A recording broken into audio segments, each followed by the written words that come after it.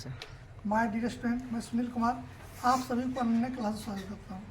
मेरे प्यारे स्टूडेंट, हम लोग पिछले कई दिनों से क्लास 10th का कुछ कंप्लीट मैथमेटिक्स की ओर से चल रहे हैं। इसमें क्या है कि एक सवाल आ गया है कि शीशे के किसी गोले को पिघलाकर उसकी छोटी छोटी गोलियाँ बनाई जाती हैं और जिनकी त्रिज्या गोले की त्रिज्या के आधी है, तो छोटी कितनी गोलियाँ बनेगी कि सभी छोटी गोलियों के संपूर्ण पृष्ठ गोले के संपूर्ण पृष्ठ के अनुपात का निकालना है।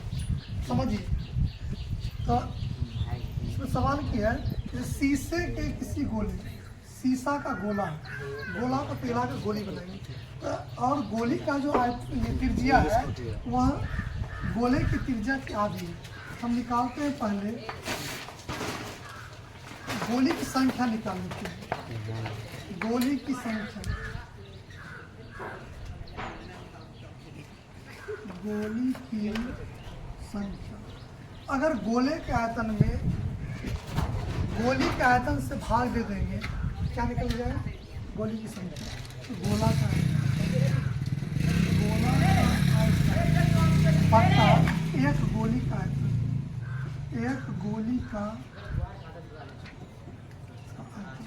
गोला का 4/3 पाई r क्यूब होता है, जबकि गोली का जो त्रिज्या है वह 1/2 है, तो 4/3 पाई, इसका मान r/2 का क्यूब हो गया। तो ये तो कट गया, ये भी कट गया, ऊपर r क्यूब हुआ, नीचे r3/8 हो जाएगा। तो बट्टा वाले 8 को ऊपर कर सकते हैं, ये हो जाएगा 8, यानी गोली की संख्या टोटल कितना हो जाएगा? 8, यानी गोली की संख्या निकल जाएगी। अब कहता है, एक तो आंसर आ गया कि कितनी गोली बनेगी, दूसरा कहता है सभी छोटी गोलियों के संपूर्ण पृष्ठ और गोले के संपूर्ण पृष्ठ का अनुपात। तो गोली के संपूर्ण पृष्ठ निकालना, मान लेते हैं कि एक गोली का संपूर्ण पृष्ठ, एक गोली का संपूर्ण पृष्ठ, संपूर्ण पृष्ठ होता है 4 पाई r²। ऐसा ऐसा कितनी गोली है? 8 गोली। 8 गोली का संपूर्ण पृष्ठ 8 × 4 पाई r², यानी 8 × 32 पाई r² हो गया। ये हो गया आपको कितना? 8 गोली का संपूर्ण पृष्ठ और एक गोला का, एक गोला का संपूर्ण पृष्ठ, एक गोला का संपूर्ण पृष्ठ 4 पाई r²। ठीक है, अब एक चीज़ और ध्यान देना है कि गोली का संपूर्ण पृष्ठ निकालेंगे तो 4 पाई r², लेकिन त्रिज्या उसका आधा है, तो r/2 हो जाएगा। मतलब हो जाएगा ये r²/4, इसको काटेंगे हो जाएगा ये 8 × 8 = 32, 4 × 32, यानी 8 पाई r²। ये निकला 8 गोली का। अब हमको निकालना है कि एक गोला का संपूर्ण पृष्ठ। कहता है कि सभी छोटी गोली का संपूर्ण पृष्ठ और गोला का संपूर्ण पृष्ठ का अनुपात बराबर छोटी गोली का संपूर्ण पृष्ठ, छोटी गोली का संपूर्ण पृष्ठ बट्टा गोला का संपूर्ण पृष्ठ। तो छोटी गोली का संपूर्ण पृष्ठ निकला 8 पाई r² और गोला का निकला 4 पाई r²।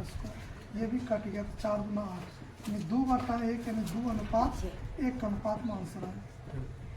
समझिए फिर से, कहता शीशे के किसी गोले को पिघलाकर, शीशा का गोला पिघलाएंगे तो गोला मतलब होता है 4/3 पाई क्यूब।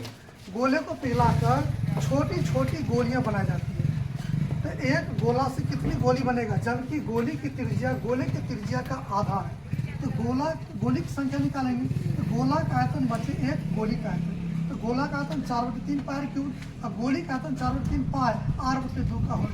इसको हल किया तो 8 निकला, यानी 8 गोली निकल गया। अब हमको कहता है कि गोली का संपूर्ण पृष्ठ, एक आंसर आ गया यहाँ पर, दूसरा एक गोली का संपूर्ण पृष्ठ। तो संपूर्ण पृष्ठ था 4 पाई r², तो गोली है तो उसका त्रिज्या आधा है, तो 4 पाई r³ r/2 का होल स्क्वायर, 8 हो तो 8 से गुना कर देते, 8 × 32 पाई r²/4, 4 से काटेंगे तो 8 × 32, 8 पाई r² हुआ, यानी 8 गोली के संपूर्ण पृष्ठ।